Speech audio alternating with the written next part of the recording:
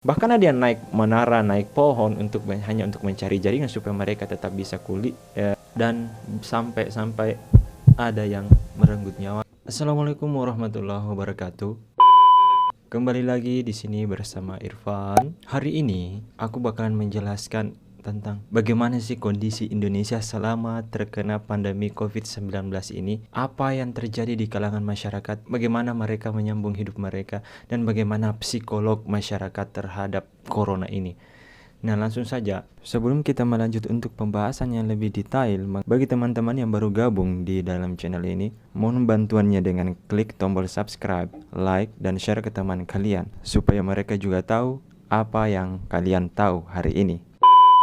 Dunia ini semua sudah terkena dampak virus corona, apalagi yang kasus terinfeksi sampai sudah 3 jutaan, sekian yang meninggal, ini. Dan negara kita sendiri Indonesia, kalau kita bicara tentang kasus, ternyata kasus negara kita sudah melampaui kasus yang terjadi di Cina. Mungkin masyarakat harus tahu bagaimana dampak dari virus corona ini. Nah, corona ini sendiri ini akan memberikan dampak yang sangat-sangat serius. Seriusnya seperti apa? Ini jika kita terkena virus ini, dia akan langsung menyerang organ dalam kita, terutama pada organ pernafasan. Dan itu dapat menyebabkan SARS dan komplikasi pneumonia. Dan itu sangat berakibat fatal. Bahkan yang lebih parah adalah menyebabkan kematian. Bagaimana sih virus ini kok bisa masuk di Indonesia? Padahal kan ini virus sebenarnya dari Cina, ini pemerintah sudah menerapkan ini. Kok masih bisa masuk gitu ke Indonesia? Kok masih bisa menyebar ke semua provinsi di Indonesia? Asal mula dari masuknya virus ini di Indonesia itu yang pertama adalah aktivitas keluar masuk negara. Ini yang suka traveling, apa kerjaan, masalah bisnis apa ke luar negeri, yang ke Cina, ke ini.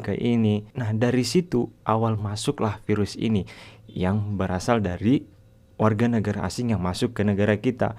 Virus itu sudah terjangkit virus sebelum kemudian masuk ke negara kita Indonesia. Nah, setelah itu, dari warga negara asing yang berhasil masuk ke Indonesia, akhirnya mereka akan berbaur dengan kawan-kawan mereka. Mereka akan ngumpul-ngumpul, cerita-cerita bisnis apalah. Nah, akhirnya terjadilah kontak fisik. Nah, virus yang berasal dari si A berpindah juga ke si B.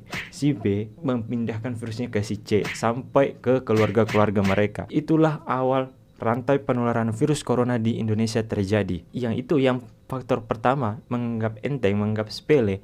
Kemudian tidak diperhatikan protokol kesehatan tentang bagaimana cara supaya kita terhindar dari virus ini, itu masih dianggap enteng. Di Indonesia sendiri virus ini mulai masuk di Indonesia pada bulan Februari lalu, tepatnya tanggal 2. Kasus pertama di Indonesia itu ditemukan di tanggal 2 bulan Maret 2020. Kasus ini ditemukan pertama kali di Kemang, Jakarta Selatan. Nah, konon yang dari informasi yang ada, warga negara Indonesia yang terkena ini itu akibat pergaulan dengan temannya yang berasal dari luar negeri. Virus corona di bulan Maret, nanti bisa kalian lihat di grafik sebelah. Di grafik tersebut kita bisa lihat dengan jelas, dengan detail, penyebaran virus corona tertinggi itu terjadi di DKI Jakarta. Indonesia sendiri dari semua provinsi yang ada, di bulan Maret 25 provinsi sudah terkena atau tertular virus corona ini. Provinsi lainnya itu masih dalam tahap penyelidikan. Pasti ada yang bertanya, "Bang, memang pemerintah nggak ambil langkah untuk menghentikan penyebaran virus ini?" Kan bisa tuh, Oke, kita kembali ke pembahasan lagi. Maaf, tadi teman Saka dekat kamar aku datang mau nanyain tentang aplikasi. Lanjut, kan bisa tuh antar pulau itu di stop, virus pulau ini terkena ini, nah ditutup. Mungkin ada pun beberapa langkah yang diambil pemerintah kita. Yang pertama itu dia awalnya malah pas virus ini beredar, akhirnya pemerintah kita menerapkan sistem lockdown selama 2 minggu atau 14 hari. Pemerintah menganjurkan kita untuk melakukan isolasi mandiri masing-masing di rumah. Dari semua itu, penutupan fasilitas publik, penutupan sarana ibadah, kantor, wisata, dan bahkan sarana-sarana fasilitas pendidikan pun ditutup untuk menghindari penyebaran virus ini. Yang ketiga, penerapan PSBB lah secara besar-besaran di semua provinsi, larangan mudik, tes rapid massal, dan setelah dianalisa, perkembangan pun masih tetap berjalan. Akhirnya pemerintah dengan mungkin beberapa pertimbangannya, mereka membuka kembali akses beberapa sarana fasilitas umum. Mungkin karena ada beberapa pertimbangan juga, jadi dibuka kembali seperti apa, sarana ibadah dibuka kembali, alhamdulillah. Kemudian dibuka kembali akses transportasi. Namun setelah akses transportasi dibuka, bagi masyarakat yang ingin melakukan bepergian ke luar kota atau keluar daerah, itu diwajibkan menyertakan surat keterangan bebas corona atau hasil rapid test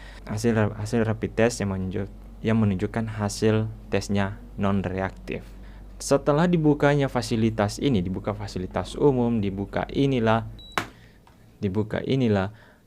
akhirnya bukannya tetap menjaga jarak masyarakat ini justru berbondong-bondong semua untuk ke fasilitas-fasilitas umum. Ya, mungkin kalau dalam pemikiran kita sebagai manusia awam kan kita sudah lockdown atau kita sudah isolasi mandiri selama 2 minggu. Lah, tiba-tiba fasilitas umum dibuka, tempat ini berbelanja dibuka, otomatis kan ibaratnya kalau kita habis di penjara lepas, kan kita langsung berkeliaran gitu ya. Mungkin pemikiran mereka seperti itu. Setelah itu terjadi, akhirnya melonjaklah kasus secara drastis.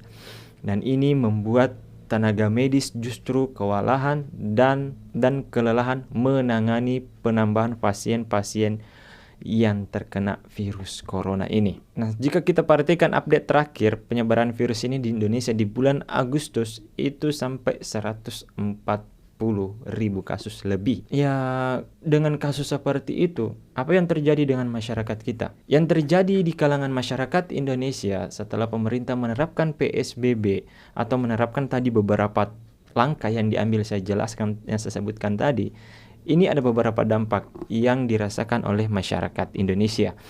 Yang pertama, melakukan lockdown atau isolasi mandiri selama 2 minggu. Nah, itu tidak semua masyarakat Indonesia mampu untuk melakukan itu. Sebenarnya mampu, tapi yang menjadi faktor atau persoalan yang pertama itu adalah stok penyediaan bahan kebutuhan pokok. Banyak masyarakat yang bisa dibilang ya kemampuan di bawah rata-rata itu ya untuk memenuhi kebutuhan hari-hari saja mereka harus bekerja, apalagi memenuhi kebutuhan selama 14 hari ke depan. Ya jadi mereka harus tetap kerja inilah itulah, dan itu tidak bisa kita hindari, dan banyak masyarakat kita yang menderita. Ada beberapa segelintir orang juga bahkan melakukan tindak pidana seperti mencuri karena mungkin kebutuhan atau desakan untuk kebutuhan hari-hari mereka, ya terpaksa mereka harus melakukan itu. Karena kekurangan pangan untuk melakukan lockdown itu, akhirnya bahkan sempat ada yang beredar kalau ada warga yang meninggal karena kelaparan, tapi ternyata itu hanya hoaks. Di satu sisi ada yang sedang kekurangan, ada yang sedang membutuhkan pangan, tapi ada juga orang-orang yang memiliki perekonomian yang bisa dibilang cukup lah untuk dirinya. Ini justru malah menimbun makanan gitu. Penyediaan stok secara besar-besaran tanpa memikirkan orang kebagian atau tidak. Ya, intinya mereka cuma memikirkan diri mereka. Kemudian ada juga yang menimbun peralatan medis. Yang lucunya adalah mereka jual kembali dengan harga yang sangat-sangat tidak masuk akal. Bukan cuma dari penutupan sarana-sarana tadi semua, nah dampak pula yang dihasilkan itu adalah PHK. Seluruh di Indonesia ada 3,05 juta karyawan yang terkena PHK. Tapi ada juga beberapa perusahaan yang masih memiliki hati yang baik, hati nurani. Mereka tidak memecat karyawan mereka, tapi mereka memilih untuk dirumahkan saja. Kemudian dampak penutupan dari sarana ibadah. Sarana ibadah pada bulan Maret kemarin secara serentak semua ditutup. Dan yang terakhir adalah penutupan sarana pendidikan. Itu semua ditutup. Dan metode pembelajaran digantikan secara online. Tapi ini justru menimbulkan masalah baru gitu. Ya mereka terpaksa harus dibelikan HP sama orang tua mereka. Tapi tidak semua orang tua mampu untuk membelikan handphone anak mereka. Misal mereka sudah memiliki handphone. Nah, saat memiliki handphone, dan kita untuk perkuliahan online saja, otomatis kan harus memerlukan paket data. Dan itu enggak murah loh. Itu 1 bulan itu bahkan sampai 100 ribuan semua. Dan yang jadi masalah berikutnya adalah tidak semua daerah mempunyai akses internet yang lancar dan bagus. Untuk mengantisipasi itu ya terpaksa ada beberapa yang bahkan ada yang naik turun gunung untuk cari jaringan, ada yang jalan kaki beratus-ratus kilometer, bahkan ada yang naik menara, naik pohon hanya untuk mencari jaringan supaya mereka tetap bisa sekolah atau kuliah misal.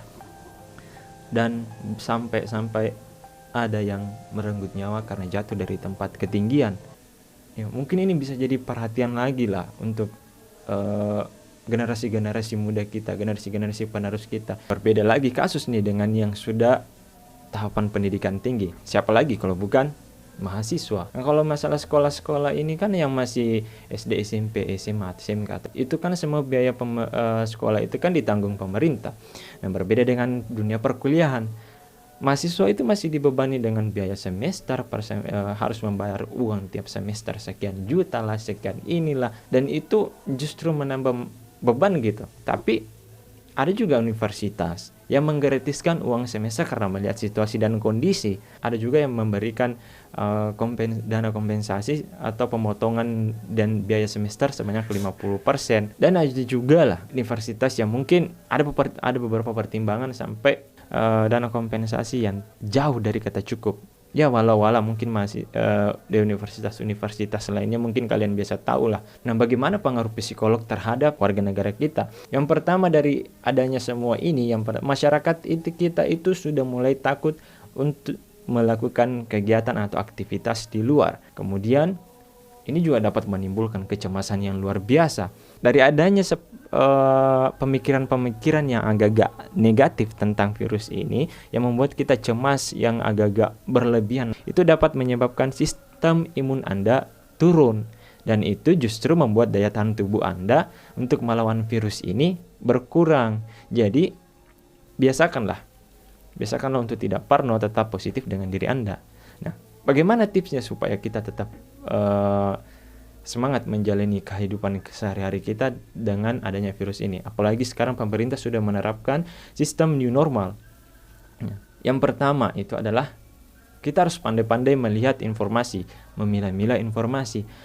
Kemudian tetap berkomunikasi dengan warga, dengan tetangga atau apa semua, tapi tetap memperhatikan protokol kesehatan. Seperti apa? Jaga jarak, jangan berkumpul terlalu ramai atau apa. Kemudian terapkan gaya hidup sehat, dan kemudian ibadah harus tetap rutin. Jangan pernah lepas atau bolong ibadah kita. Kemudian fokus pada aktivitas lain. Nah, ini tujuannya untuk apa sih? Kenapa sih kita harus fokus dengan aktivitas lain? Ya, tujuannya tidak lain supaya kita bisa fokus dan terhindar dari informasi-informasi yang gak jelas. Dan yang terakhir adalah menanamkan rasa percaya diri kepada diri kalian kalau kalian mampu gitu. Kalian bisa melewati semua ini. Tubuh kalian kuat, di lingkungan kalian tidak ada virus. Dan ingat, tetap berdoa sama yang di atas, karena semuanya semua cobaan ini berasal dari yang di atas. Nah, jadi tetap kita berdoa sama-sama supaya semoga negara kita tercinta ini bisa cepat bebas dari virus ini, bahkan semua dunia lah, supaya virus ini cepat hilang, kita bisa beraktivitas kembali, kita bisa berkumpul kembali seperti dulu. Mungkin cukup sampai di sini video yang saya berikan hari ini. Sampai jumpa di video berikutnya. Terima kasih. Assalamualaikum warahmatullahi wabarakatuh.